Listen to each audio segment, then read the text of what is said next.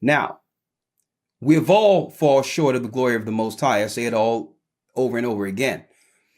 Christ died while we were yet sinners. He died for the sinners. A matter of fact, when the majority of us received the truth, we were in sin. But the Lord shined his grace on us nonetheless. A lot of what we're about to teach today, some of it we touch on in detail in the academy. So if you haven't been in the academy, you probably want to get in it because there's a lot of key information you can only get in a school setting. If you want to get into our Hebrew and Bible Academy, hey, send an email and make sure you're in our classes. You need to learn the doctrine, right? Let's go to Hebrews 9 and 27 real quick. Now, for those who don't believe in hell or believe parts of the Bible and believe that things are allegories and not true and all that, or just parables, and believe that everything like the Bible is just metaphors, you may not want to chime into this. Okay. You may want to turn it off and go someplace else. We're not dealing with the Bible metaphorically. Okay. That means it's subject to private interpretation. It's subjected to how I view it and want to use it as a metaphor and apply it according to how I feel it should be applied. The Bible is literal. And you learn the fear of the Most High by understanding it literally. If it's metaphorically, it goes into philosophizing. So that's why most people are sinning and falling short and don't care.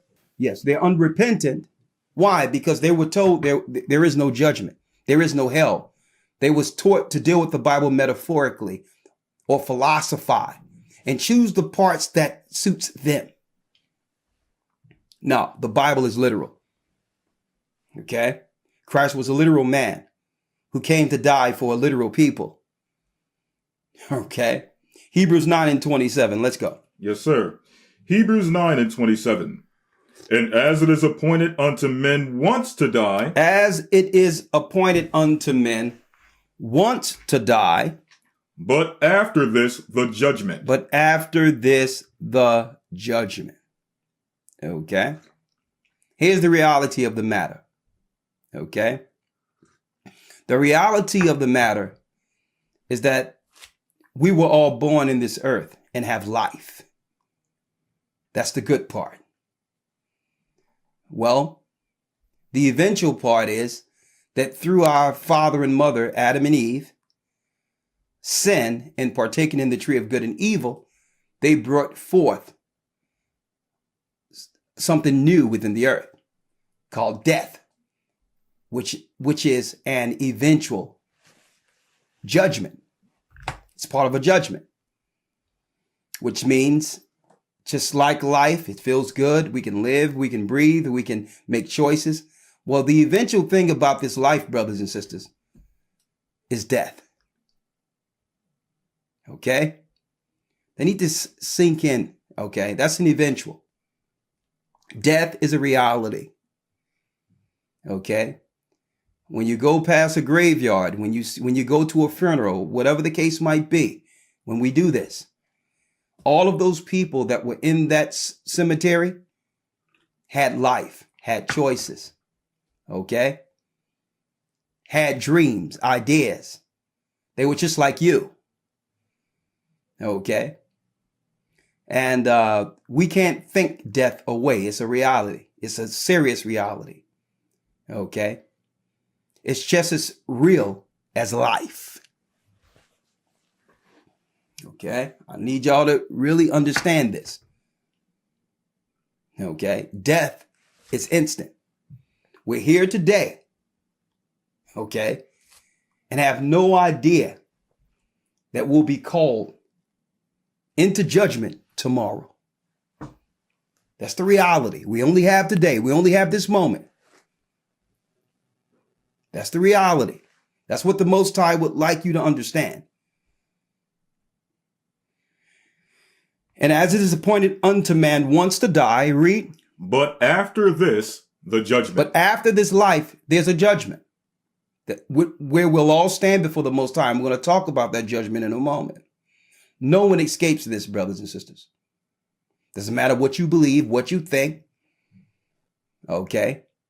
The Lord is not going to compartmentalize himself into your idea of what you think he is. Okay. He's not going to be satisfied based on how you feel he should be satisfied, or you should satisfy his law. It doesn't work that way. We must find him and follow him. That cut and dry. It's just that cut and dry. And as it appointed unto men once to die, and after this, what? The judgment. The judgment, read. Verse 28. So Christ was once offered to bear the sins of many, and unto them that look for him shall he appear the second time. The how many times? The second time. Come on. Without sin unto salvation. Without sin unto salvation. It is appointed unto man once to die. Then the judgment. Read it again. So Christ was once offered. Once. To bear the sins of many. So there is no reincarnation, brothers and sisters. There's no reincarnation. You don't get like they teach in what you would call Zoroastrian teachings, Persian mythology, Buddhist teachings, that you keep coming back until you realize your mistakes from one life to the next. And eventually you'll have the life, you understand, after coming back, a new creature, that you'll eventually get it down the line. That's a lie.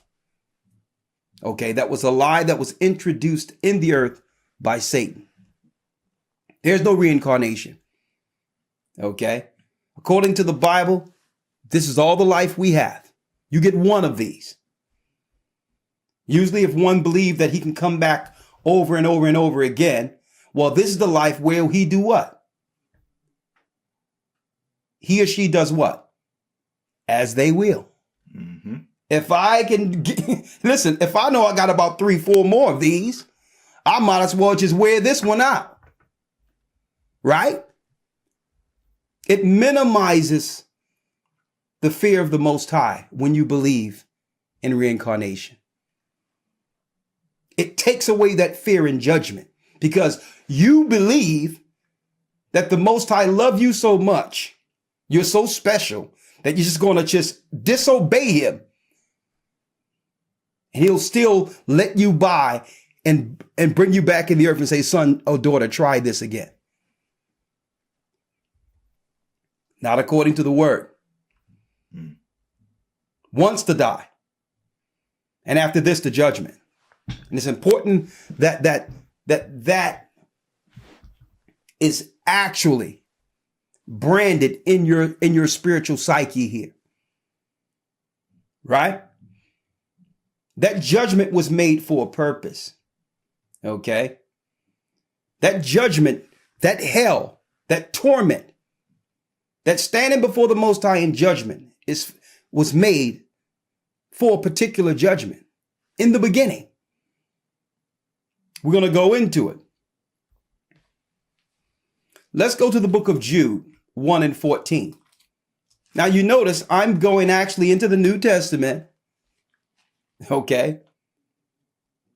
Into the books of our disciples, the disciples of Christ. You notice this. Because they had insight on judgment. And what's wrong amongst our people? What's wrong amongst us?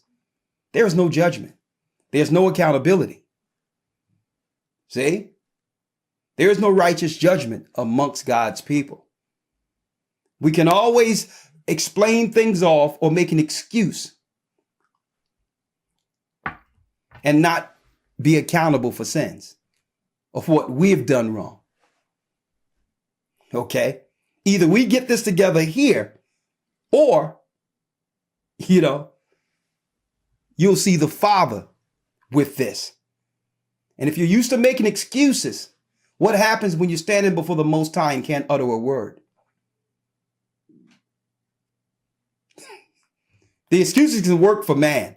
You can always explain a reason why you don't want to be right, or you don't want to forgive, or you don't want to say I'm sorry, or don't want to point out your fault as if you're greater than everyone else, as if you're sinless or faultless. Right? So the disciples broke these things down. Let's go to the book of Jude real quick. Yes, sir. The 14th verse. Let's read it. Jude, verse 14. And Enoch also, the seventh from Adam, prophesied of these, saying. And Enoch prophesied of these. He prophesied of what? We're giving you the reason hell was made from the beginning. Jude prophesied of a judgment. Right? Go up to the 6th verse, Elder Lawya. Yes, sir. Verse 6. And the angels which kept not their first estate. And the angels which kept not their first estate. Okay? We're not speaking in metaphors. We're not speaking in parable. We're not speaking in allegory. Okay? Some people would like to metaphorically look at this scripture and try to break it down and make it something else. This is speaking of angels here. Angels were the first sons of God in the heavenly realm during creation. They still exist. Okay? They're the powers under the Most High God on the outside of our realm. You look up in the sky, when you look into the firmament, the stars, you're looking at angels. Okay? They're operating in their course, ordered by the Creator. There is no such thing as aliens. Okay? What this earth deem or call gods in legend are angels.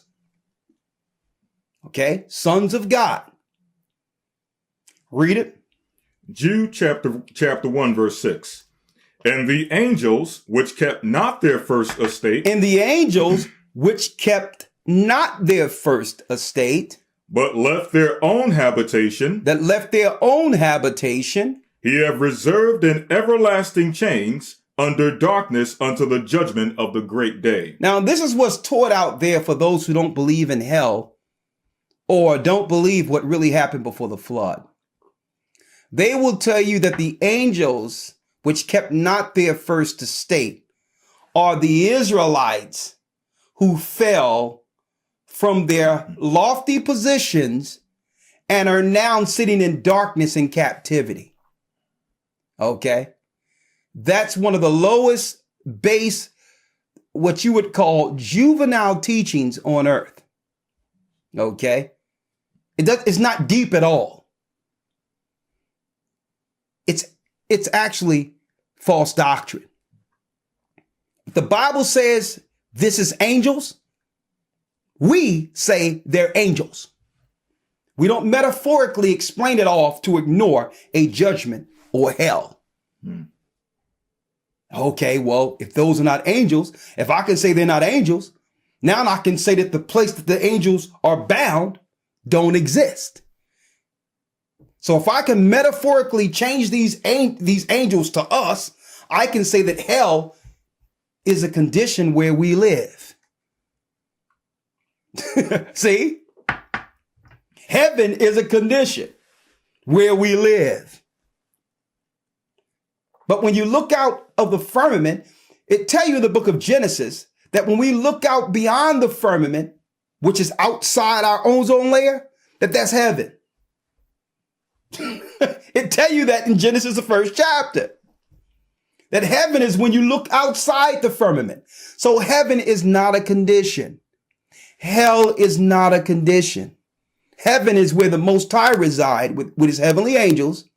And hell is the place in the center of the earth made for judgment.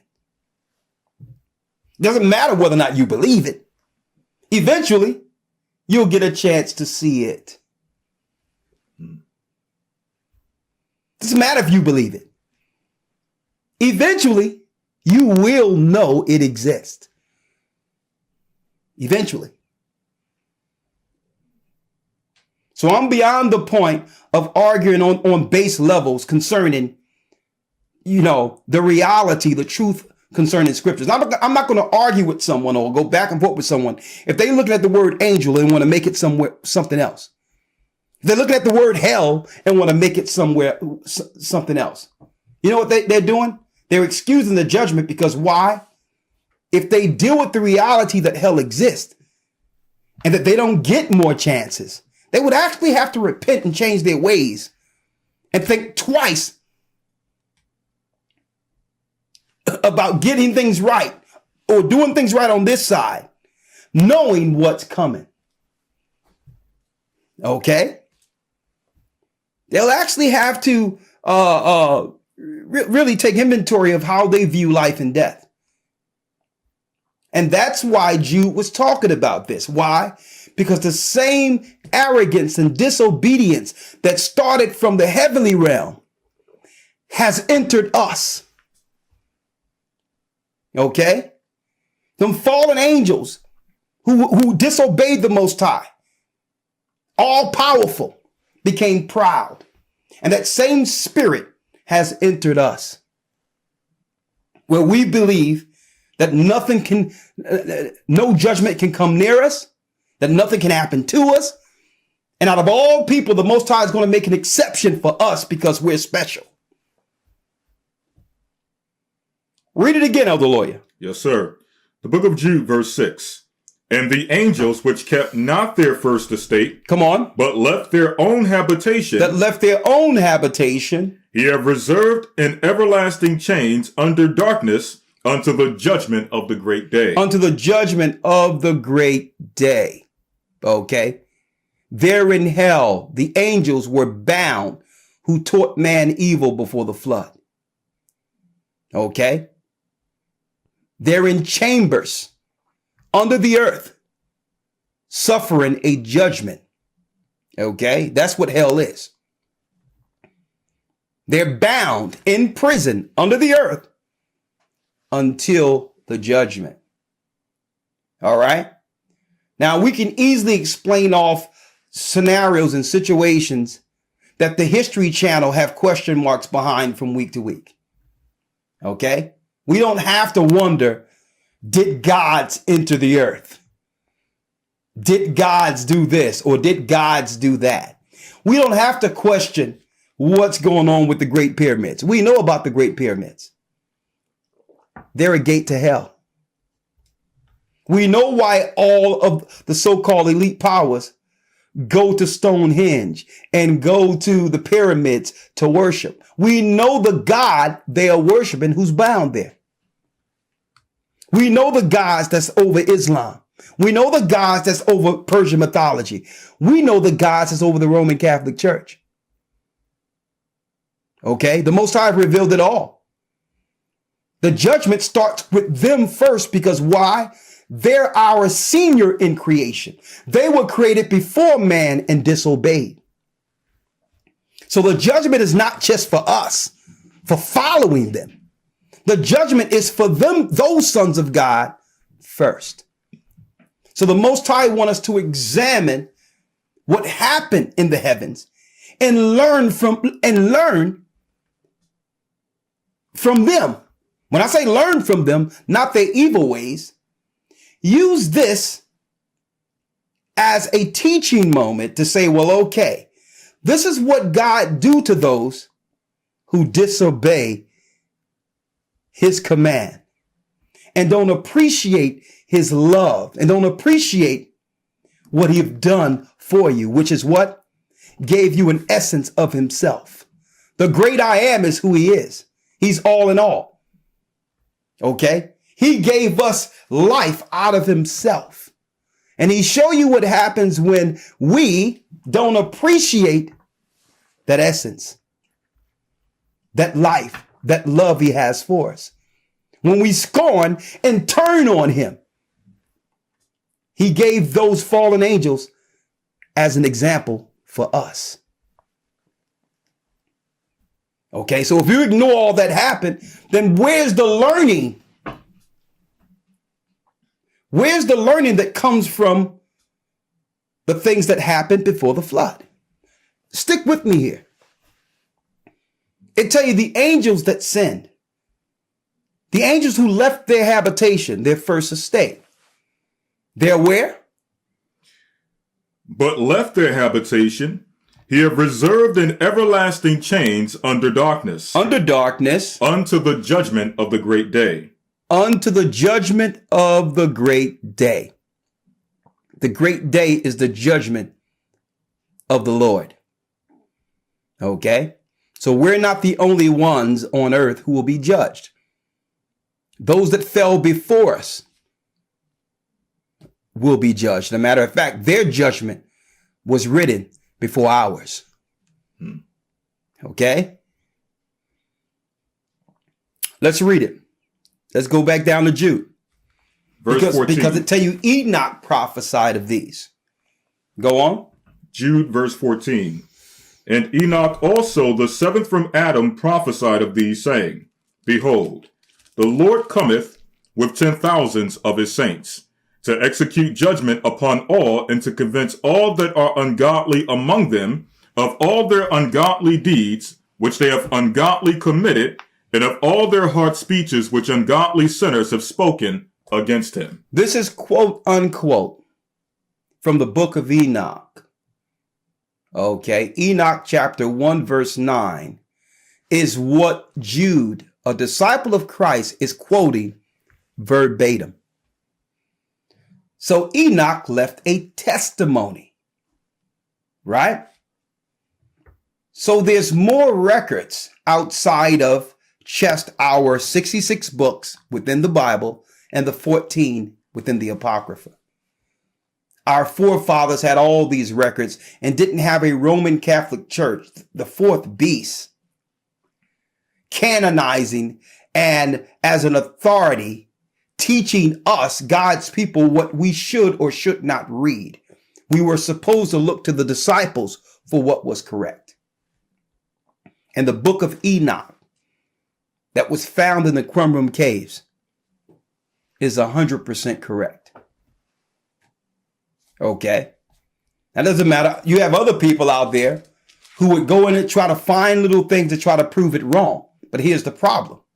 You're doing no different than what Muslims do when they grab the Bible, trying to find little parts and try to find contradictions because they don't believe in it. The whole deal is this. When it comes to the book of Enoch, if it is correct, then you have to change your doctrine. Okay? The same way a Muslim, if he realized the Bible is correct, he has to change his doctrine and renounce Islam. Okay? So that's what don't try to go into the book and find contradictions if you don't believe in it, because you're going to find contradictions. That's what you're looking for. Wisdom is known of her children. A man of wisdom or a woman of wisdom understand wisdom when they read it. Okay, with the proper perspective. All right. Now, I'm going to the book of Enoch real quick. Speaking of hell, the 54th chapter, 1 through 6. Yes, sir. And I looked and turned to another part of the earth. Now, for those who are fairly new and don't know who Enoch was, Enoch was a righteous judge before the flood. Okay. When you read Genesis 6, where the Most High say the sons of God came down and dealt with the daughters of men and brought forth giants or Nephilim during the days of Jared. Well, because of this, the Most High had to make Noah make the ark. There was a celestial, which is an angelic intervention with people that brought forth hybrids outside of the Most High's creation. That's where you get your dinosaurs and all these things. They began to mix birds with land creatures, amphibious creatures with beasts. All of that came from crossbreeding, cross-splicing before the flood. This was taught by fallen angels. Enoch was the righteous during that time. He was a priest of the Most High God before the flood. Okay?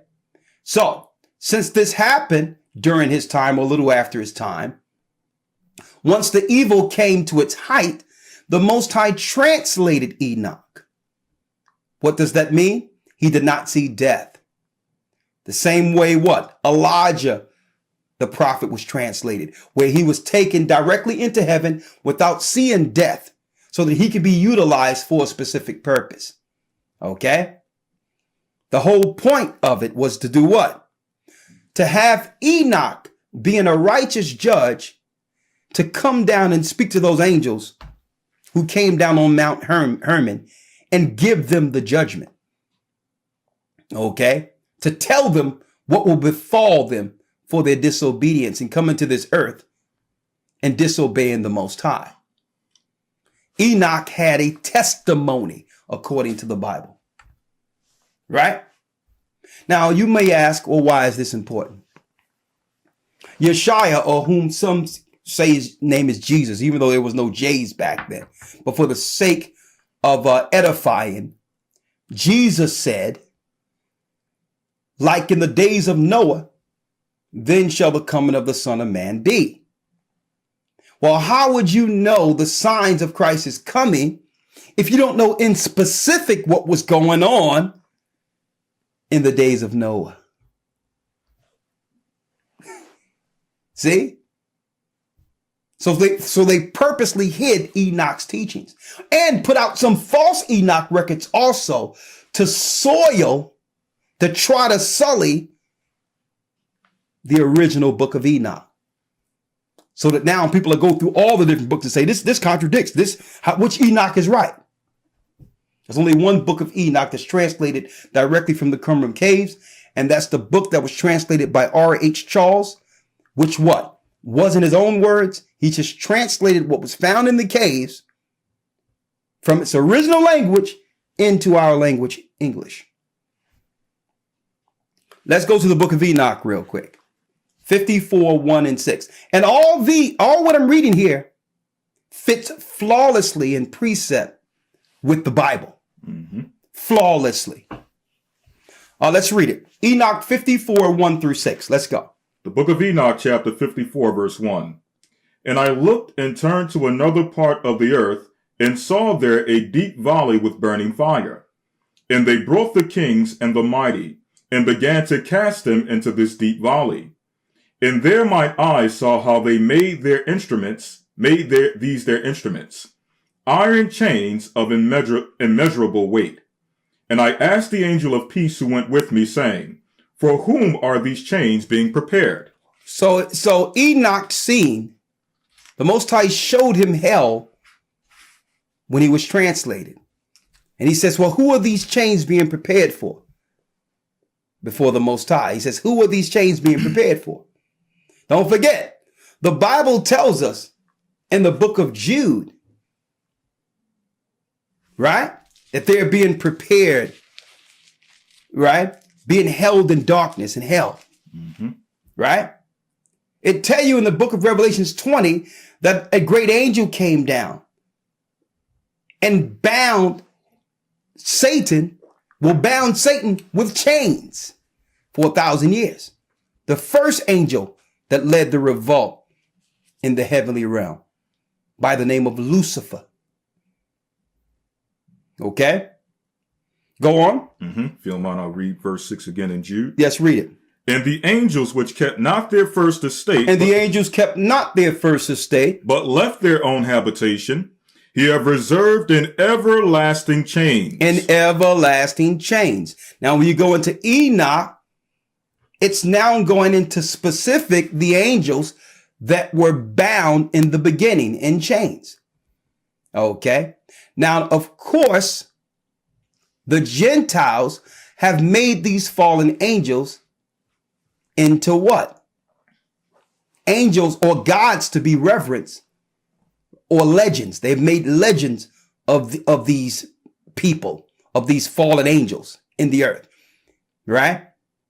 Who were kings over the earth during that time.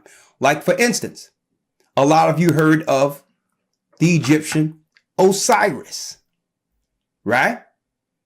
Now, you know, all in the pyramids, there's archaeological proof of man giving substance to giants sitting on thrones. That's all in the pyramids. Okay. Well, Osiris is the angel that's bound in the desert Dudael. Okay? The Great Pyramids are actually steps or doorways into the hell region. Even the Egyptians knows this. And who's bound under a jagged rock under the Great Pyramid? Osiris.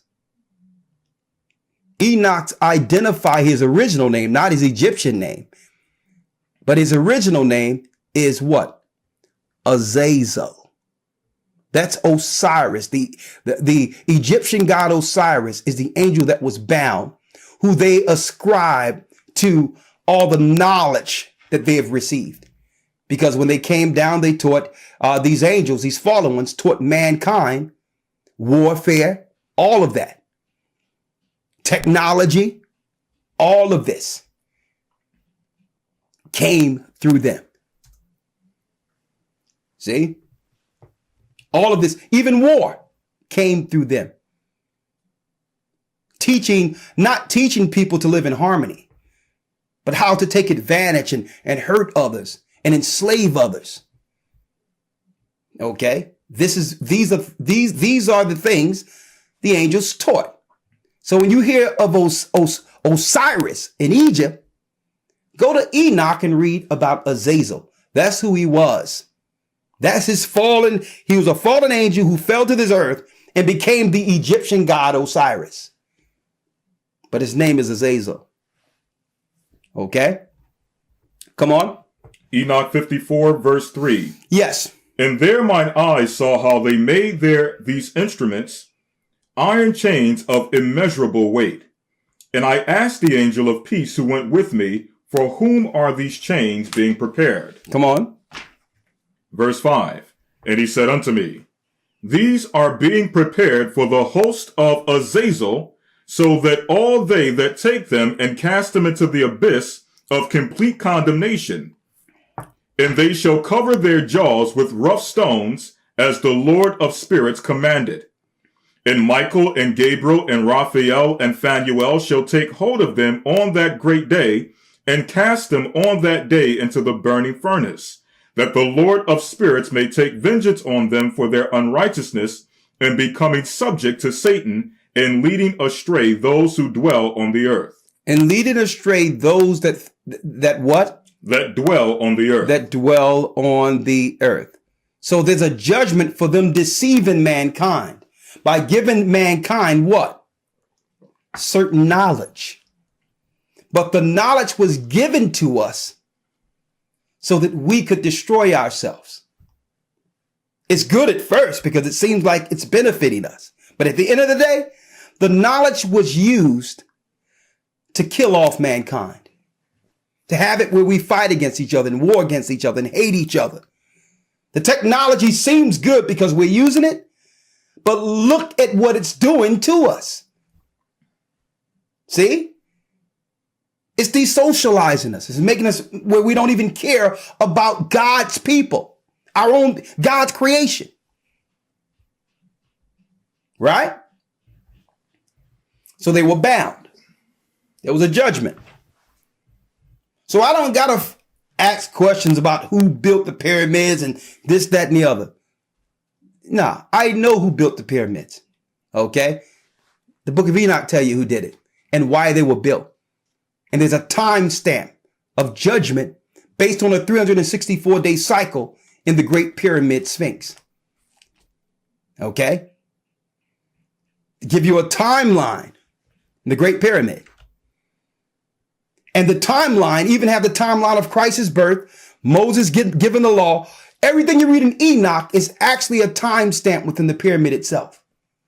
Because why? There was a timeline on the angels that were bound for their disobedience. And it was written in the hieroglyphics. Okay? There's a timestamp throughout. And not only that, there's even proof that the pyramids were pre-flood, because they show you areas where the water receded off of it. So when they claim that the Israelites built certain pyramids and all that, Israelites were building certain cities outside of the Great Pyramid Sphinx. But there's nowhere in the Bible does it tell you that Israelites built the pyramid. Okay? The pyramids were built by who they call gods. We're telling you the purposes of why they were built, the jagged rocks. They are like sundials. Why? Because it's a time stamp. It's actually a time of judgment on those that went against the Lord our God. Okay? Mankind could not have built anything like that. And how do we know this?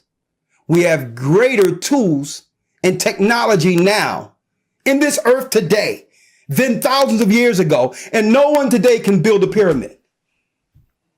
With all the great technology we claim to have in this earth, no one can build one. Why? Because man didn't build it. We're telling you why it was built, brothers and sisters. It's a judgment. It's a gate to hell. Okay? It's 4 regions in the earth that leads to this place. Okay? We're going to go into it.